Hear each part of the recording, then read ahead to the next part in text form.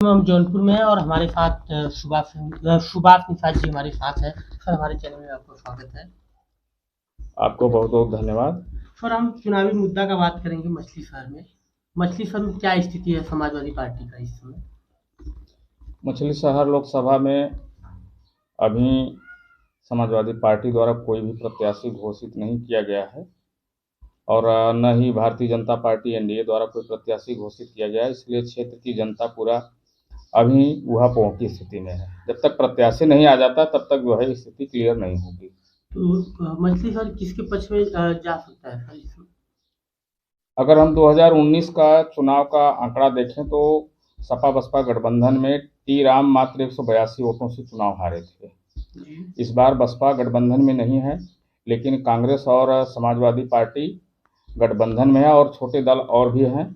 और जैसा आपको पता है कि 2 दिन पहले जो है बिहार में विकासशील इंसान पार्टी के सुप्रीमो मुकेश सहनी जो है राष्ट्रीय जनता दल के साथ जो है महागठबंधन में शामिल हो गए हैं और उनको 3 लोकसभा सीटें आरजेडी ने अपने कोटे से, तेजस्वी यादव ने 3 सीटें अपने कोटे से दिया है।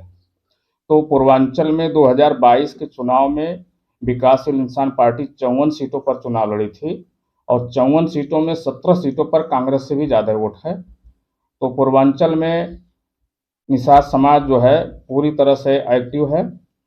अगर समाजवादी पार्टी के राष्ट्रीय अध्यक्ष अखिलेश यादव जी जिस तरह से आरजेडी ने महागठबंधन में शामिल करके अपने कोटे से तेजस्वी यादव जी ने 3 सीटें दिया है, तो उत्तर प्रदेश में अगर अखिलेश यादव जी वीआईपी पार्टी को 3 सीटें भी देते हैं तो आने वाले समय में 80 सीटों पर उसका असर पड़ेगा और भारतीय जनता पार्टी को आराम से चुनाव हराया जा सकता है, क्योंकि भारतीय जनता पार्टी में निषाद की पूरी तरह से उपेक्षा हुई है और भारतीय जनता पार्टी ने उसके सहयोगी दल निषाद पार्टी को भी 1 सीट अभी तक देना मुनासिब नहीं समझा है।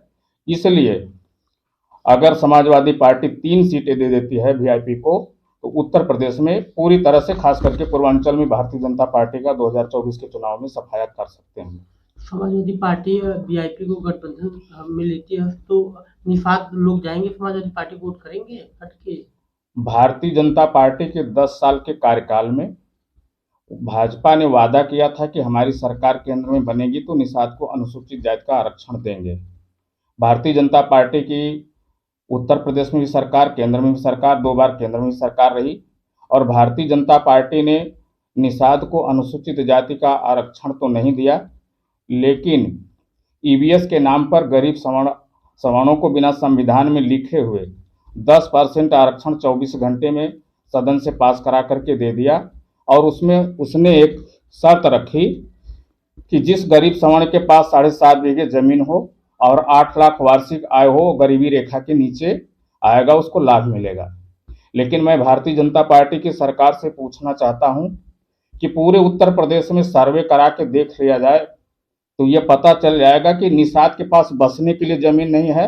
7.5 बीघे की जमीन तो बहुत दूर की बात है।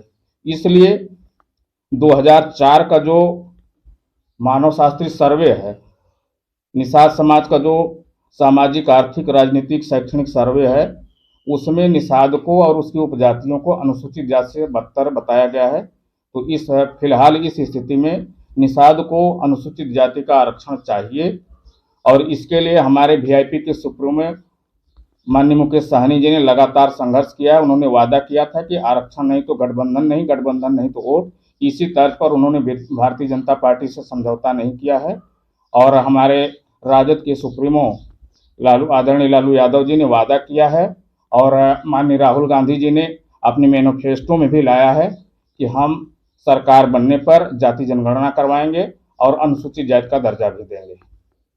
सर, इस बार मछली शहर जो सीट है पूरे उत्तर प्रदेश में भारतीय जनता पार्टी का नारा है कि अब की बार 400 पार। भारतीय जनता पार्टी की जमीन पूरी तरह से खिसक चुकी है। उससे अति पिछड़ा समाज, दलित समाज पूरी तरह से नाराज है और 10 साल के कार्यकाल में भारतीय जनता पार्टी ने पूरे देश को खोखला किया है, राष्ट्रीय संपत्ति को बेचने का काम किया है और इलेक्टोरल बॉन्ड के नाम पर जो चंदा लिया है वो देश का अब तक का सबसे बड़ा घोटाला है। भारतीय जनता पार्टी पूरी तरह से बौखलाई है, उसकी ज़मीन पूरी तरह से खिसक गई है। 400 पार नहीं, वो 180 भी पार नहीं कर पाएगी 2024 के चुनाव में भाजपा। सर जहाँ उत्तर प्रदेश में 144 धारा लागू है और आचार संहिता लगा है, वहीं पे जौनपुर सदर के से टिकट भाजपा से पाए हैं कृपा शंकर सिंह, वो होर्डिंग और बैनर लगा के चल रहे हैं जौनपुर में, और उनके ऊपर कोई कार्रवाई नहीं है। यहाँ के डीएम हो या एसडीएम हो, कोई कार्रवाई नहीं कर रहे हैं उनके ऊपर। इस मामले को जौनपुर के जिलाधिकारी और चुनाव आयोग को तत्काल जो है संज्ञान में लेकर के भारतीय जनता पार्टी के प्रत्याशी कृपाशंकर सिंह के खिलाफ तुरंत कार्रवाई की जानी चाहिए। पर होर्डिंग भी लगा के चल रहे हैं, हूटर भी बजा रहे हैं, और जौनपुर शहर में हमारे पास वीडियो भी है। ये आचार संहिता का खुला उल्लंघन है और जौनपुर के जिलाधिकारी महोदय से हम लोग आग्रह करते हैं कि ये आचार संहिता का उल्लंघन है और इसके खिलाफ कृपाशंकर जी के सिंह के खिलाफ जो है कि कानूनी कार्रवाई होनी चाहिए, एफआईआर दर्ज होना चाहिए।